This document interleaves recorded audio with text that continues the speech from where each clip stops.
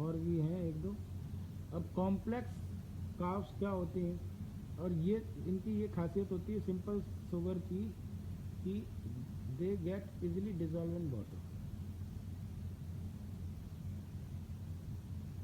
ये वाटर में डिजॉल्व हो जाती है, ठीक है। और ये क्रिस्टलाइन फॉर्म में पाई जाती हैं, वाटर में डिजॉल्व हो जाती हैं। अगर हम कॉम्प्लेक्स कार्बोहाइड्रेट की बात करें, ये ये ज़्यादातर मोनोसैकेराइड्स होती हैं, ये पॉलीसैकेराइड्स होती हैं, ठीक है। ये आपने अपने केमिस्ट्री में पढ़ा होगा 11th में। और इसमें क्या होता है, these are complex carbohydrate polysaccharides, इसमें आ जाता है स्टार्च, ठीक है, डेक्स्ट्राइन, ग्लाइकोजन, सेल्यूलोज,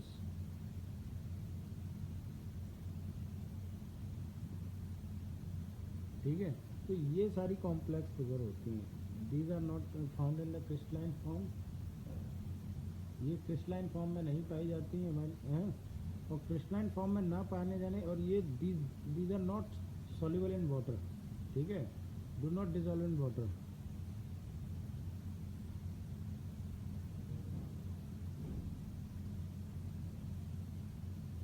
ये वाटर में डिजॉल्व नहीं होती हैं, ठीक है, इनसॉल्युबल इन वाटर। इससे क्या होता है, जब हम कॉम्प्लेक्स शुगर लेते हैं, कॉम्प्लेक्स शुगर हमारी किसमें, ज़्यादातर हमारे जो हम अगर राइस लेते हैं तो राइस में हमारी सिंपल कार्बोहाइड्रेट्स पाई जाती हैं, लेकिन हम जब चपाती रोटी जब खाते हैं तो उसमें कॉम्प्लेक्स कार्ब्स पाई जाती हैं।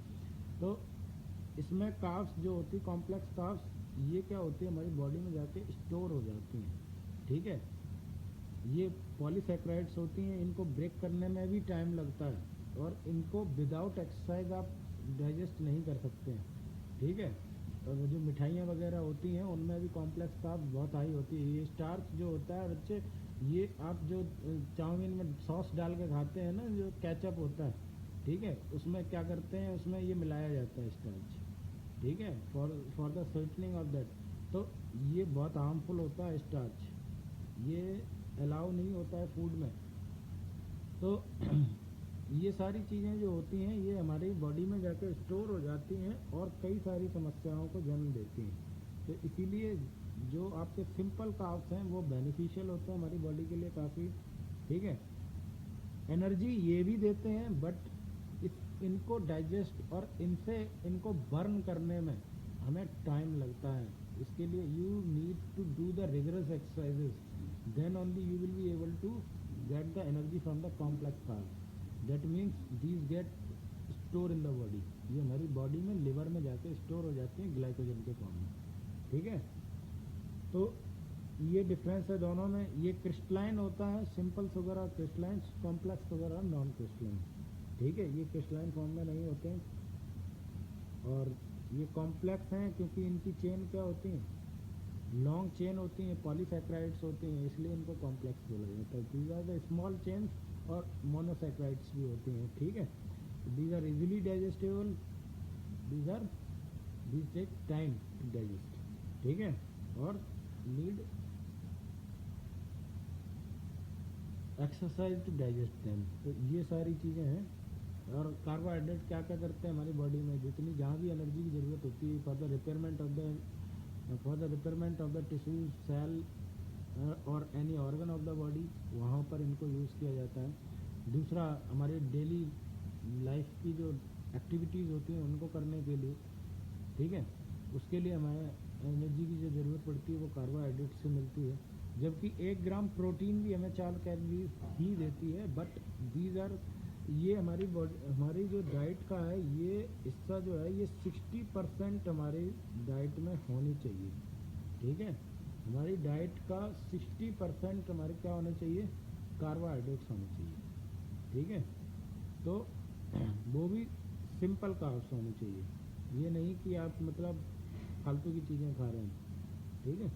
तो ये आपका this is all about your carbohydrates.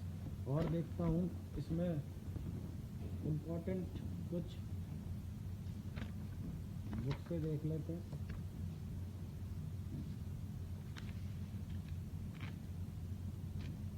Sources दिए गए हैं, सोर्सेज आपको पता है, आपके जो मेज है, राइस है, बीट है, बाजरा है, होल पल्सेज हैं, these all are important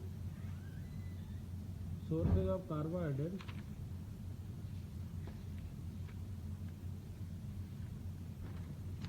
calories का मैंने बता दिया है, 1 gram of that carbohydrate content the 4 calories. 1 gram carbohydrate में 4 कैलोरीज होती हैं। तो लेने से पहले आप जब भी इसको लें तो पहले सोच लें कि आप क्या करने वाले हैं, ठीक है। जितने भी आपके कॉम्प्लेक्स कार्बोहाइड्रेट हैं, these all are your fast food, these all contain that complex carbohydrates. आपका अगला जो है that is the next fat. This one is also the energy giving food.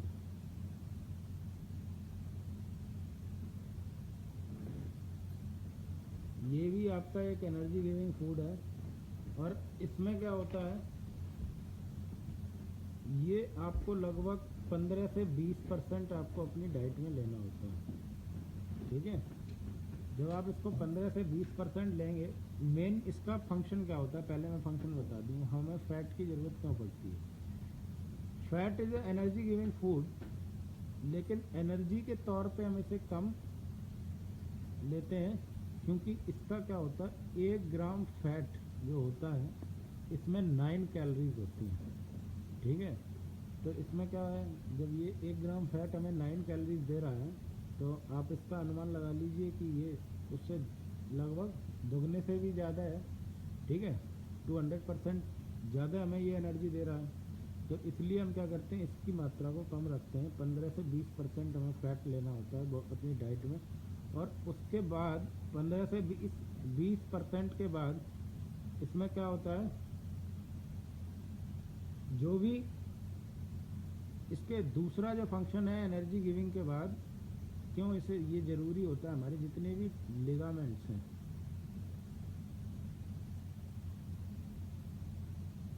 कहाँ पे पाए जाते हैं, जॉइंट्स पे पाए जाते हैं, ठीक है। इन जॉइंट्स के लिए हमारे लिए ये फैट ज़रूरी होता है, ठीक है। तीसरा, फॉर द हार्मोन प्रोडक्शन, हमारे जितने भी हार्मोन्स होते हैं ये सभी क्या होते हैं, फैट से ही बनते हैं, ठीक है।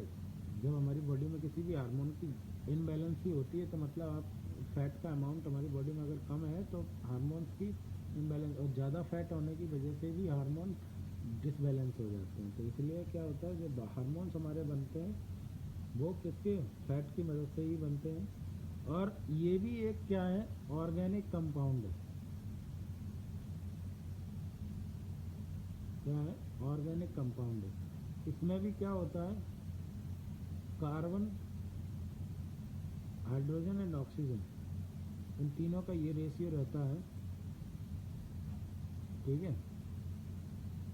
और इसके फ़ायदे क्या होते हैं, और भी कई सारे फ़ायदे होते हैं। ये इंसुलेटर के तौर पे काम करता है, मतलब आपके जब सर्दियाँ होती हैं तो ये हमें क्या रखता है, वार्म रखता है, ठीक है। Fat keep us warm and protect our organ, और ये हमारे ऑर्गन्स को भी प्रोटेक्ट करता है, ठीक है। एक तरीके से शॉक एब्जॉर्बर का काम करता है, ठीक है। शॉक एब्जॉर्बर मतलब अचानक से आपको कोई इंजरी होती है, कोई चोट लगती है, तो उसमें क्या होता है, अगर आपकी बॉडी में सही मात्रा में फैट है तो वो क्या करेगा, उस चीज़ को झेल जाएगा, ठीक है। Fats different type of characteristics and they react different ways in the body. अब इसमें भी अलग अलग तरीके के फ़ैट होते हैं। फ़ैट का क्लासिफिकेशन हम देखें तो आपने फ़ैट को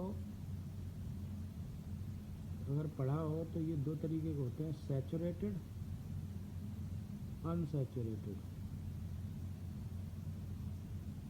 हाइड्रोकार्बन्स में पढ़ा होगा आपने, saturated hydrocarbons and unsaturated hydrocarbons. Saturated hydrocarbons ये क्या होता है, अब जैसे सैचुरेटेड फैट है आपका, अभी मैं फैट को लेके ही चलता हूँ।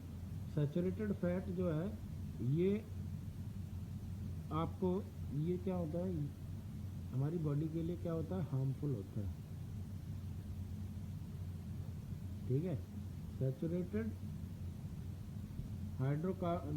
सैचुरेटेड फैट जो होता है ये हार्मफुल होता है। अनसैचुरेटेड में भी दो तरीके होते हैं। अनसैचुरेटेड में आपका आ जाता है मोनोसैचुरेटेड, सॉरी मोनो अनसैचुरेटेड, एक मोनो आ जाता है, एक पॉली अनसैचुरेटेड आ जाता है। ठीक है, तो इस तरीके से ये फैट तीन तरीके का होता है, simple saturated, mono unsaturated and poly unsaturated. तो तीन इसके भी डिवीज़न होते हैं। और इसमें जो आप अगर सैचुरेटेड फैट ज़्यादा लेते हैं तो सैचुरेटेड फैट से आपकी बॉडी में क्या कमियां आ सकती हैं, it can lead to the formation of any heart disease. ठीक है, ज़्यादातर ये क्या करता है, कोलेस्ट्रॉल लेवल को बढ़ा देता है। कोलेस्ट्रॉल लेवल के बढ़ने से क्या होता है, आपको हार्ट डिजीज़ जैसी समस्याओं का सामना करना पड़ सकता है। दूसरा आपका unsaturated, mono and poly unsaturated, these are good for health. ठीक है, इनको लेना भी चाहिए।